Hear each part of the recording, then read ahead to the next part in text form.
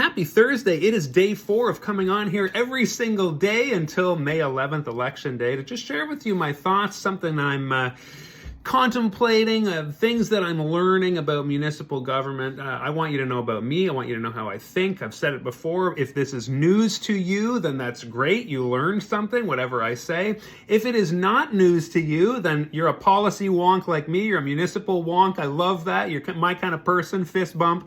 But if it is also, not news to you and you're like, I already know this stuff, it's important then for you to know that I know this or I think this as you make a decision to who to elect for mayor on May 11th. Now, we have been talking about what I have dramatically dubbed the Municipal Hourglass of service delivery. I won't bring this out every time, don't worry, especially because it's kind of so ratty, so DIY. I could have printed out a much nicer copy by now, I guess. But I wanted to talk to you about, over the next few videos, we kind of started yesterday on the role of council and what it's like to be a councillor at the table in this municipal corporate model. I want to talk to you about the mayor, of course, because I am running for mayor. What does a mayor need to do? What are the responsibilities of a mayor? And what is really important for the mayor to accomplish and how they present themselves in the municipality?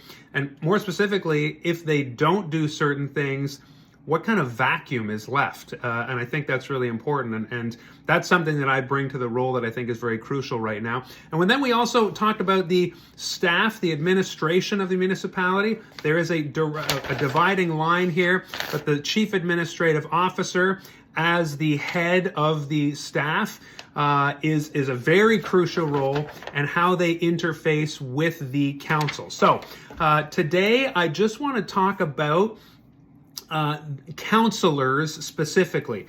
Your council is made up of councillors and a mayor, and it's very important to remember that there is no, in terms of voting, there's no difference in power. It's not like the mayor gets 2 votes, or it's not that like the mayor can squelch voices or anything like that. It really is that board model where you have a chair of a board who is first among equals, really.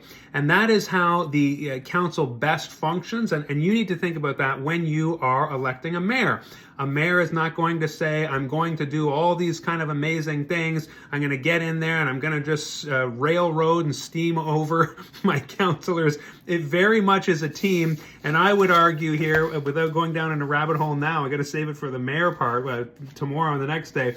But we have a strategic plan that we need to carry out. Now, there's a lot in here, and I would love to start determining the path, our pathway of priorities we've already determined. You can go check out my priorities, which are yours, on buildupststephen.ca, buildupststephen.ca.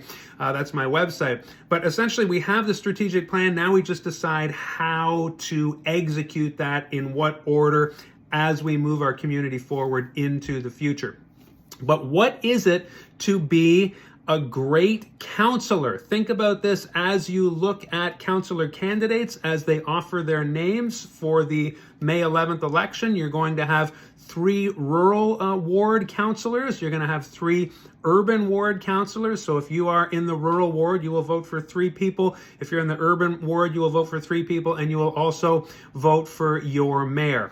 Now, if you are a team member who has to do all the things that I talked about yesterday, and I don't want to go back into that, watch that video if you're interested in what a council actually does, then when councillors come to the table, it is like being a board member. You are bringing your expertise, you are bringing your experience, you are bringing your knowledge as a councillor, and now the task is set forth before you to do all the things that council needs to accomplish in terms of setting direction and making policy for where the municipality is moving next. That's why I think it is very important for a municipality to have goals and direction. My entire time living here, I don't know what St. Stephen is trying to do. Where is it trying to go?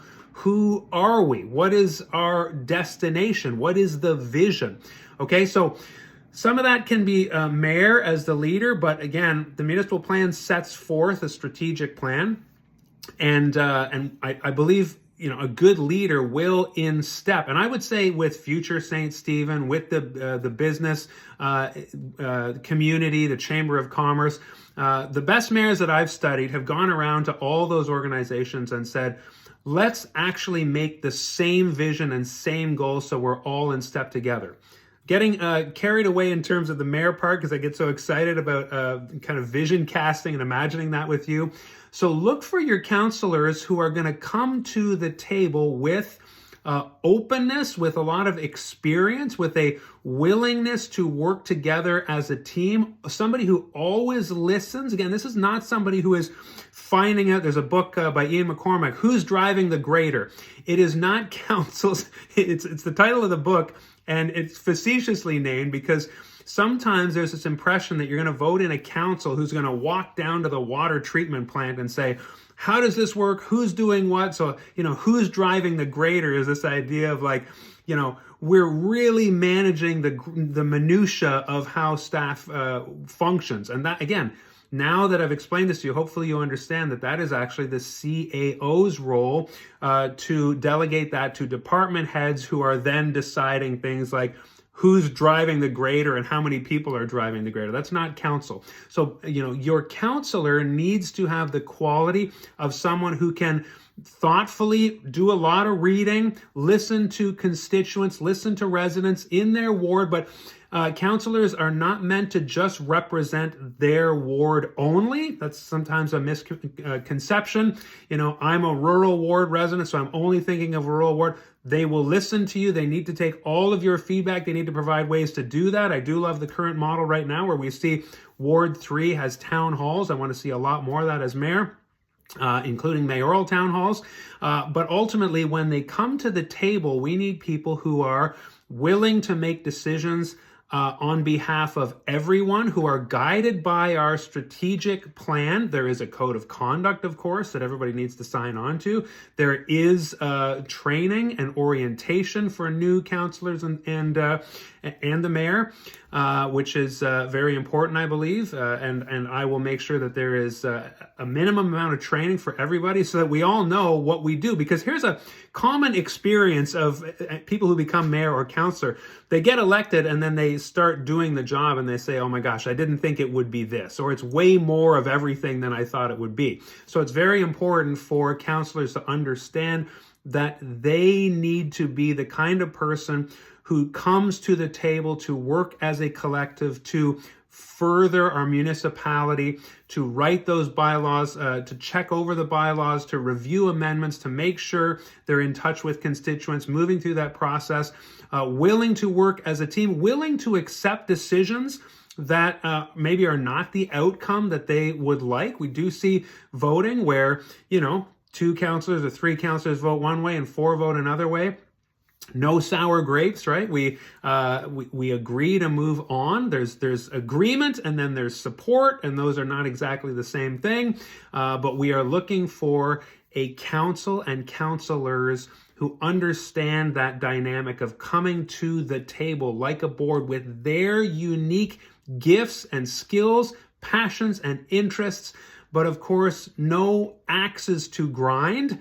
You don't want to be somebody who moves into that councillor role with just, one pet project that they want to execute, because I think you'd be pretty miserable pretty fast. Being a council team is about the entire community, okay?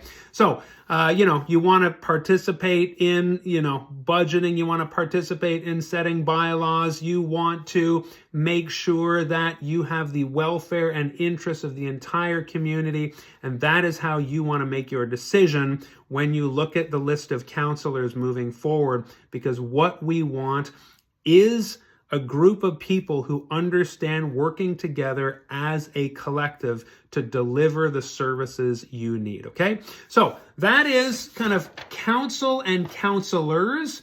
As you can see, I'm excited to move into the role of mayor, what the mayor can, couldn't, can't, and should do according to this model. And then we'll move into CAO stuff in future days, weeks, again, because we got over 90 of these to go. If you're still here, thank you for watching. You're my kind of person. And I look forward to getting into deeper weeds with you and a lot more topics around this in the future. All right, I'll see you tomorrow. As always, until then, take care of yourself, take care of each other and your neighbor, and let's build up St. Stephen.